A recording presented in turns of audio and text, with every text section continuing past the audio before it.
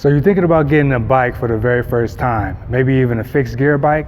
Well, stay tuned in this video as we discuss, is a Purefix bike a good bike for beginners?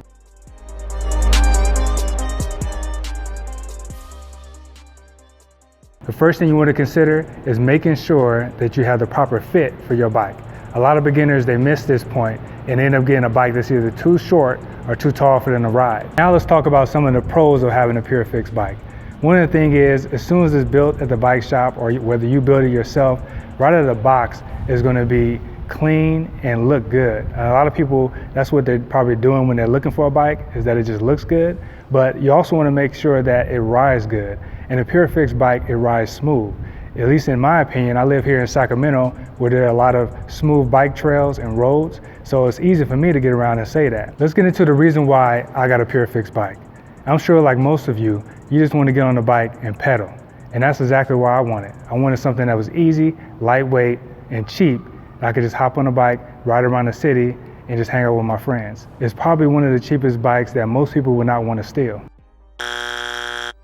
If you look out there on the bikes in the city, a lot of people have bikes like Sinelli's, and they got these top-end Kilo TT bikes. And a lot of these bikes you probably never heard of, but they're like very popular in the fixed gear culture. And if you have a bike like that out, a lot of times if you don't have a lock and you just have it sitting even for a few seconds outside of the store, it's going to get gypped. If you're not very handy and you want to learn how to fix bikes, having a Purefix bike is probably going to help you to get there faster. At least I know in my opinion, I didn't like dealing with gear bikes at first. So having a Purefix bike allowed me to do a little bit of tinkering and figure out how bike components work and how to fix things myself versus having to go to a bike shop. You also want to consider where you're going to be riding this bike. For the most part, it might be inner city. Maybe you have to commute to work or commute to school, and I think that Purefix bike is perfect for that. Another thing I want to tell you about with the Purefix bike is that it's probably a good idea to start with the Purefix if you want to transition into a fixed gear bike. And the reason being is, straight out of the box, it comes with only one handbrake, and then you have that flip-flop hub that I was telling you about, where you can go fixed gear, or if one day you want to switch it back, go to single speed. Now straight out of the box too, the Purefix bike, they come standard with a nice geometry that keeps the bike more upright instead of being bent over on the handlebars like you were in the drops or something. So that might be a benefit that you like too about the Purefix. Now let's talk about some of the cons of a Purefix bike. One of the first things that stood out to me, because from experience it got me very frustrated and I was going to throw the bike off on the side of the road, was the tires. The thick, slick tires are horrible. You might as well compare them to like a water balloon or something, because when I was riding one day in a bike party, I got a flat, and as soon as I fixed that flat, I got a flat.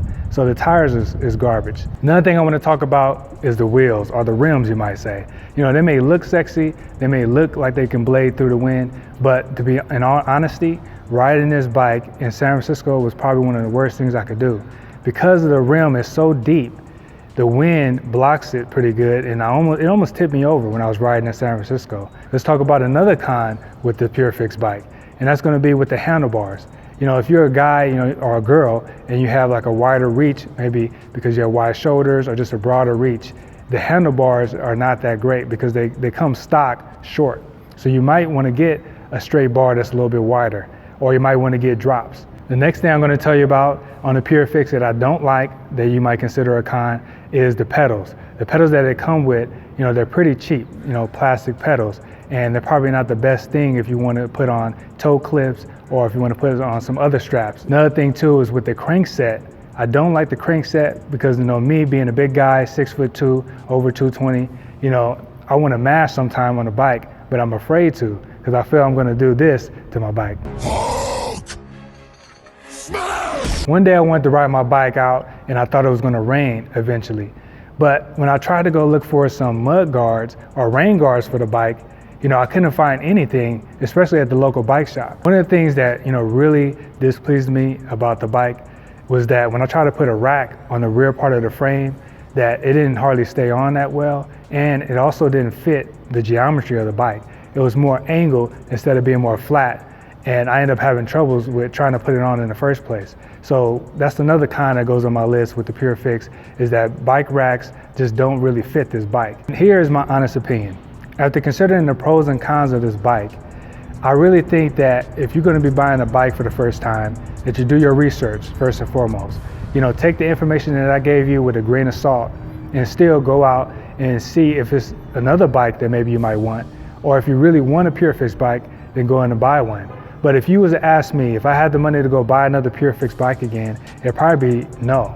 And it's because of all the knowledge that I have now, and after researching different bikes and knowing what would work for me, that I probably want something a little bit more high end, something I can actually customize, or I wouldn't mind customizing, you know, and having it hold its value if I was to have to resell it again. Thanks for watching another video. If you made it this far, I want to invite you to check out purefixbike.com, where you're going to find out more guides and tips for cyclists, and I'll leave a link in the description below.